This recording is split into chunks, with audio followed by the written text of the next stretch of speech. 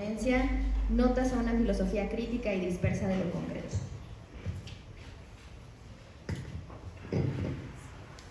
Muchas gracias.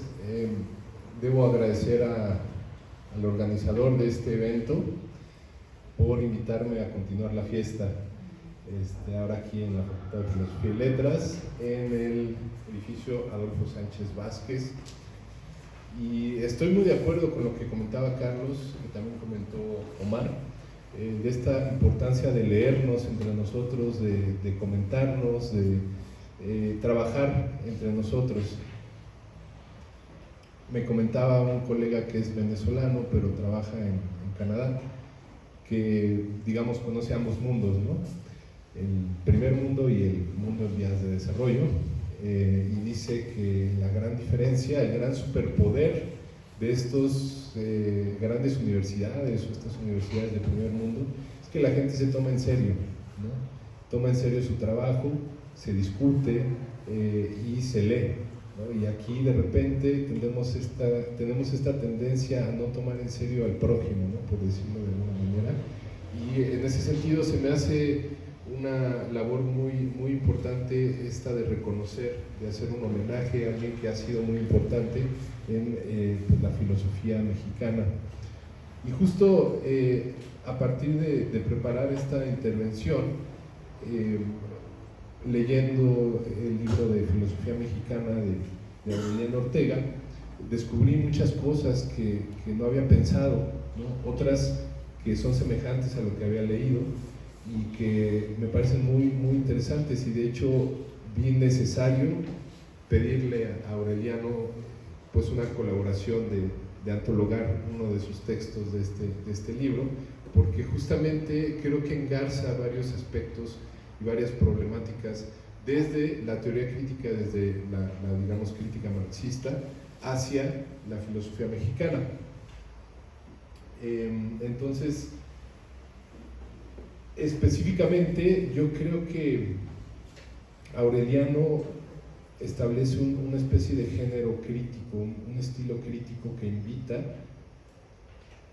y promueve la crítica de manera concreta, ¿no? Que es algo muy interesante, porque no se va tanto a los conceptos abstractos, a los argumentos, sino que se va a cuestiones concretas, específicas y, diría Marx, reales, ¿no? Las que son reales.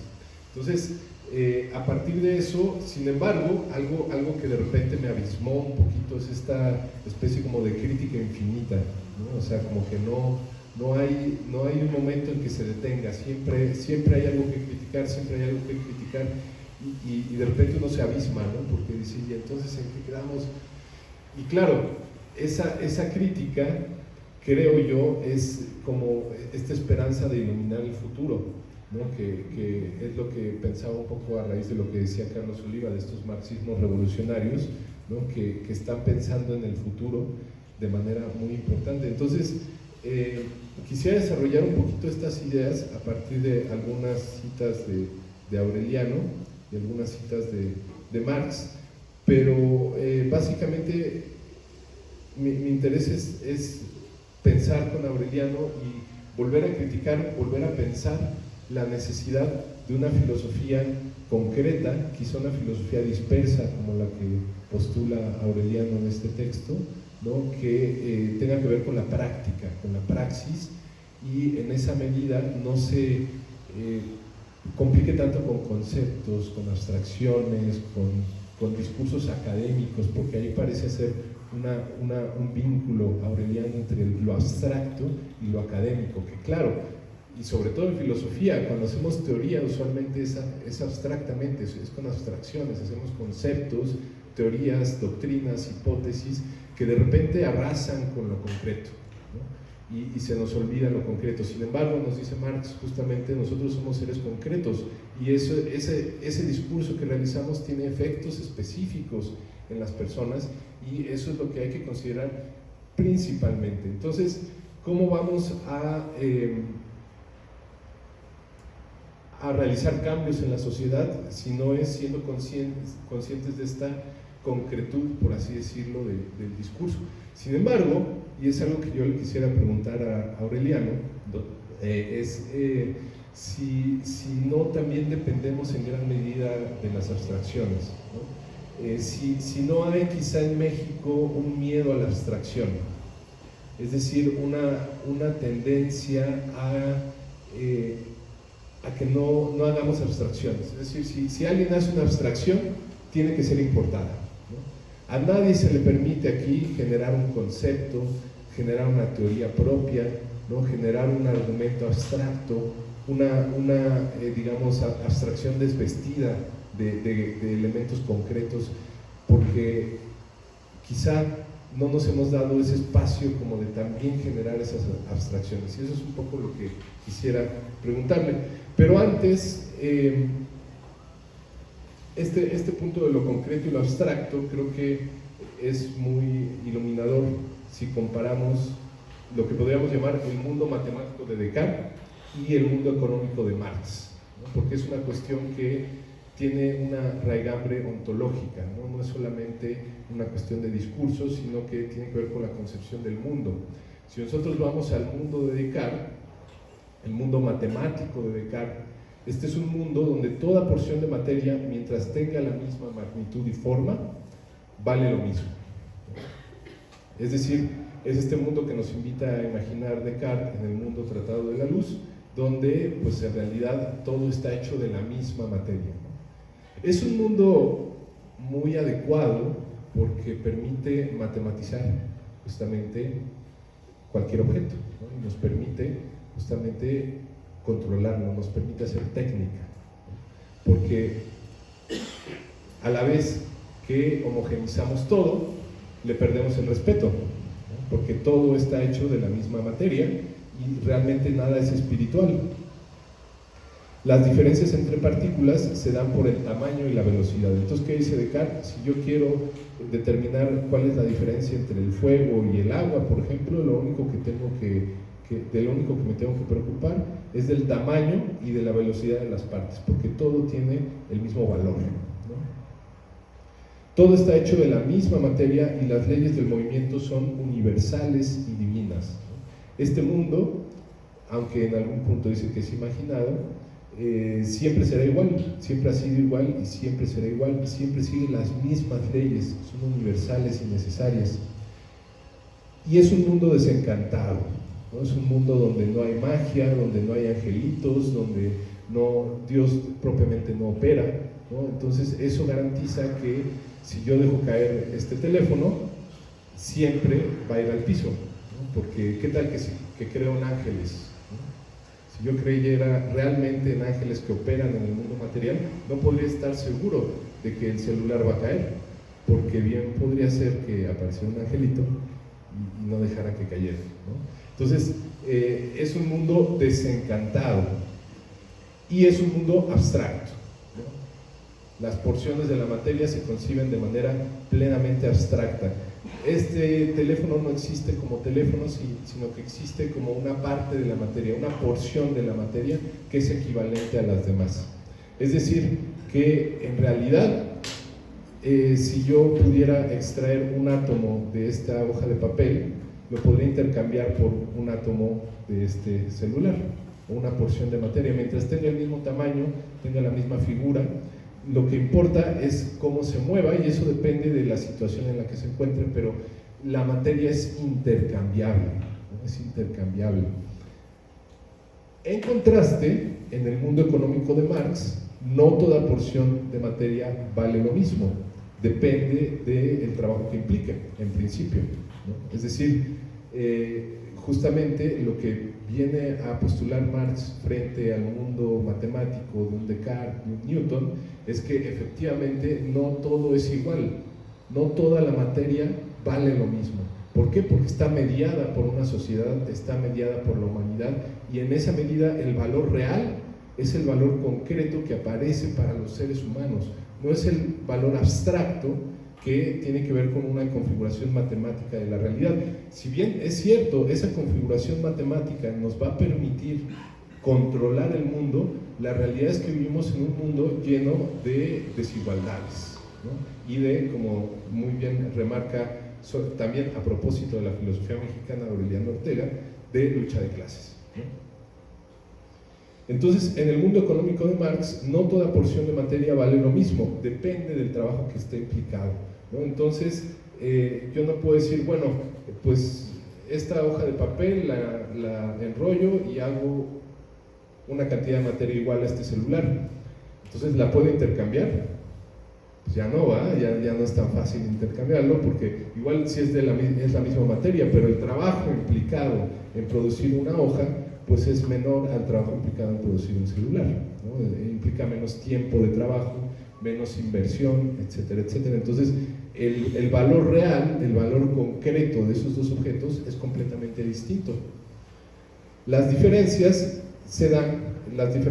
de los objetos en el mundo económico de Marx se dan por los efectos en los seres humanos, como las comodidades, los placeres, etcétera, ¿no? Entonces, esto genera un mundo reencantado, ¿no? Es el mundo que nos plantea Marx. Creo que es un mundo reencantado. Ya, claro está, es consciente de este mundo matemático de Descartes, pero lo que dice Marx es que la realidad es que no nos quedamos ahí.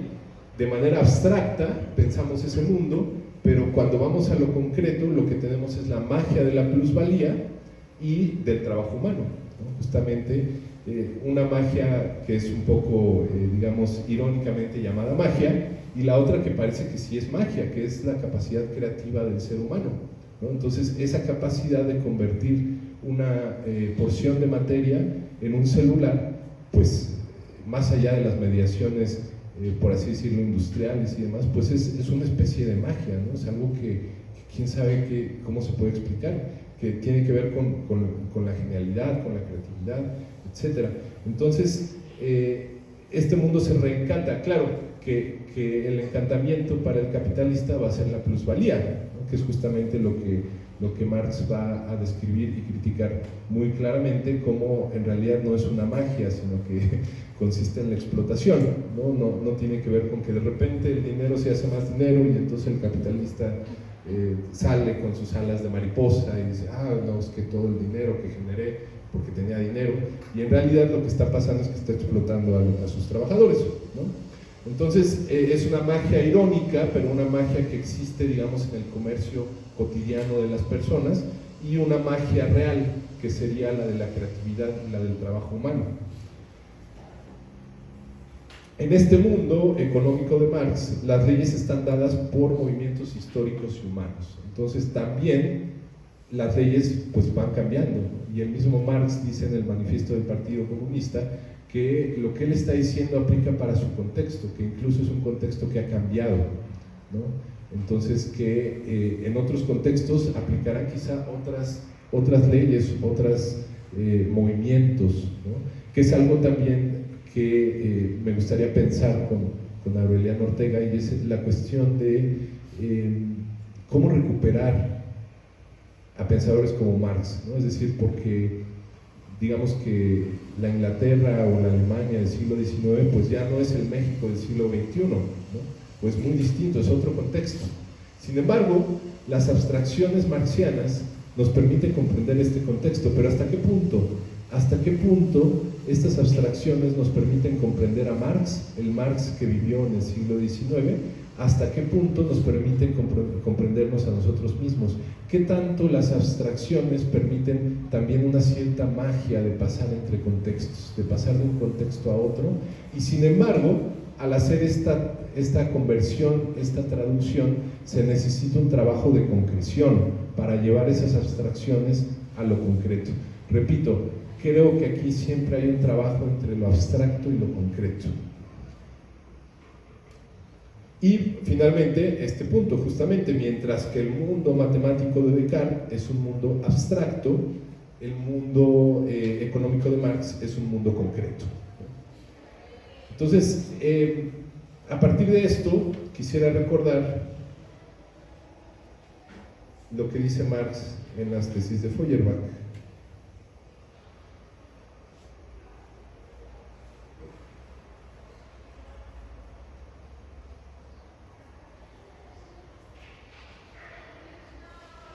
Dice, el defecto fundamental de todo el materialismo anterior, incluido el de Feuerbach, es que solo concibe las cosas, la realidad, pero, la realidad, la sensoriedad bajo la forma de objeto o de contemplación, pero no como actividad sensorial humana, no como práctica, no de un modo subjetivo.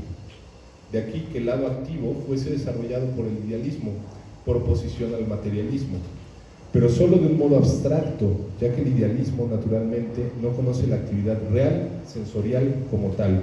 Feuerbach quiere objetos sensoriales realmente distintos de los objetos conceptuales, pero tampoco él concibe la propia actividad humana como una actividad objetiva. Termina cita. Bueno, nada más leo esta última parte de justo esa tesis. Por tanto, no comprende Feuerbach la importancia de la actuación revolucionaria, práctico-crítica, ¿no? Que creo que es justamente la acción que lleva a cabo Aureliano cuando piensa en las filosofías mexicanas, ¿no? Entonces, dice Marx en los Grundrisse, en todo, tal como aparece en la mente, tal como aparece en la mente, como todo del pensamiento, es un producto de la mente que piensa y que se apropia el mundo del único modo posible, modo que difiere de la apropiación de ese mundo en el arte, la religión y el espíritu práctico. El sujeto real mantiene, antes como después, su autonomía fuera de la mente, por lo menos durante el tiempo en que el cerebro se comporte únicamente de manera especulativa, teórica. En consecuencia, también en el método teórico es necesario que el sujeto, la sociedad, esté siempre presente en la representación como premisa, ¿no? Entonces, justo esta sociedad, este sujeto, es el que nos hace concebir el mundo ya no como este elemento abstracto donde es pura materia y es una materia desencantada y es una materia abstracta, es una materia matemática donde todo vale lo mismo, sino más bien un mundo lleno de objetos, de comodidades, de servicios, de personas, de valores, ¿no? Donde cada cosa tiene un valor súper específico que es distinto y único, prácticamente, ¿no? Digo siempre por comparación, pero prácticamente cada cosa empieza a tener un valor muy específico.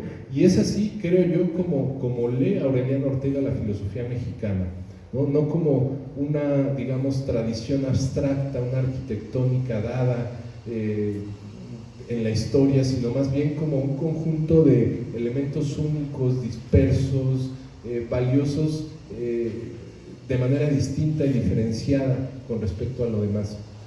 Claro, aquí la cosa es que detecta estos distintas coordenadas, estos distintos elementos, y a todos les pasa digamos, el rasero de la crítica, ¿no? Entonces es algo interesante. Yo me preguntaría si justamente aún ve Aureliano Ortega la posibilidad de una filosofía mexicana en el presente o en el futuro. Es una duda que me queda de la lectura de su texto. Pero bueno, justamente quisiera citar a Aureliano Ortega para comprender esto que estoy comentando. Dice: la actividad filosófica en nuestro país ha sido ocupación de especialistas. Se ha caracterizado por la importación de escuelas y corrientes europeas y norteamericanas y siempre, o casi siempre, ha carecido de originalidad y pertinencia. En segundo término, para lo cual propone Aureliano la categoría de filosofía dispersa, localiza y enumera fragmentos discursivos avecinados en la literatura, el derecho, la política, la historia, la antropología, las diversas artes y la crítica cultural y social producidos en nuestro país desde el arribo de los conquistadores, en los que se sospecha la presencia de preguntas y respuestas filosóficas no formuladas precisamente así, sino articuladas en torno a la necesidad histórico-cultural de allegar algunos elementos críticos y reflexivos pertinentes a las respuestas que han merecido las preguntas perennes por la novedad, la identidad y el destino de la nación que se han formulado desde siempre, ¿no? Entonces, este enfoque de Aureliano en la filosofía dispersa que está en las artes, en la política, en los hombres prácticos, ¿no? Y que ciertamente pues da una respuesta a esta gran interrogante de la filosofía o del problema de la filosofía en México, ¿no? De si hay filosofía en México. Siempre creo que es un problema aún el día de hoy, pero aquí hay una respuesta, ¿no? Que está en lo concreto. La filosofía en México está en lo concreto, así como lo concreto es lo real. Ahí es donde está la verdadera filosofía mexicana, no en las abstracciones, no en las escuelas, ¿no? Y justo yo me preguntaría, ¿hay alguna salvación para las escuelas, ¿no? O sea, ¿todavía puede hacerse alguna abstracción que pueda tener una incidencia en la sociedad, que pueda tener un valor parecido a a estos hombres prácticos, ¿no? Yo pienso inevitablemente, por ejemplo, en nuestro expresidente, ¿no? Es un hombre práctico que hace una especie de filosofía. Digo, ya no me meteré en otros problemas, en otras honduras, pero su discurso es filosófico, responde y hace preguntas filosóficas, genera una identidad. Yo pensaría que ese es, si nos basamos en lo que dice Aureliano, una de las filosofías a pensar. No necesariamente a seguir, eso ya cada quien dirá.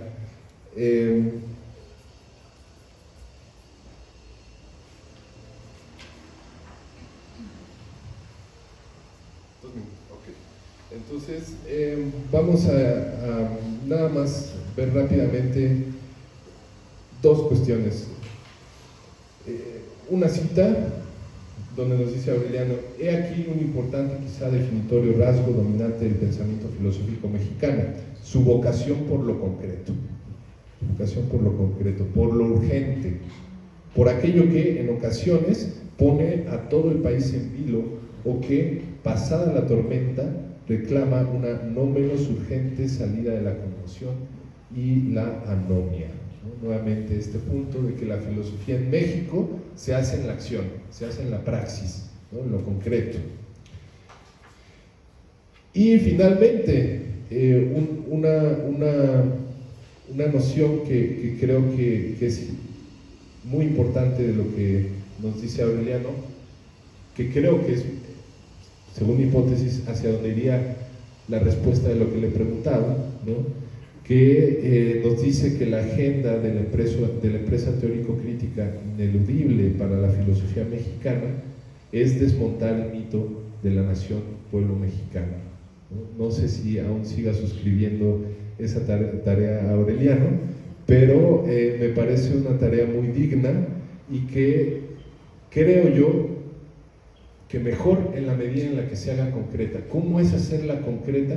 Pues como lo hace el mismo Aureliano Ortega, desarrollando, desplegando este estilo crítico, ¿no? Que te va llevando cada vez más hacia críticas más profundas, críticas más propositivas a la vez, ¿no? Y va desmontando lo que creías con respecto a la filosofía mexicana, con respecto a México, con respecto a ti mismo, ¿no? Entonces, creo que esa es una filosofía de lo concreto. Y pues agradezco mucho esta oportunidad.